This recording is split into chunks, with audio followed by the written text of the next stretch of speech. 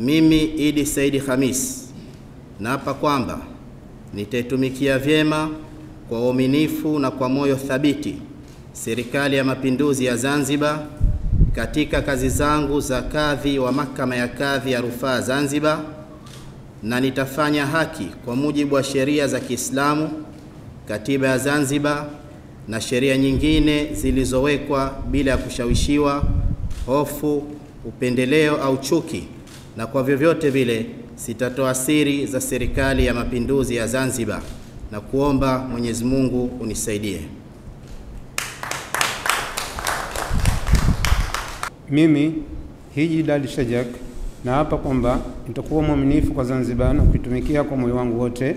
na kwamba nitaihifadhi, nitailinda, nitaitii na kuitetea Katiba ya Zanzibar na watu wake kwa mujibu wa sheria iliyowekwa. Katika kazi zangu za katibu mtendaji wa Tume ya Utangazaji Zanzibar katika Wizara ya Habari, Vijana, Utamaduni na Michezo, na kwa vyovyote sitatoa siri za Serikali ya Mapinduzi ya Zanzibar, na kuomba Mwenyezi Mungu unisaidie.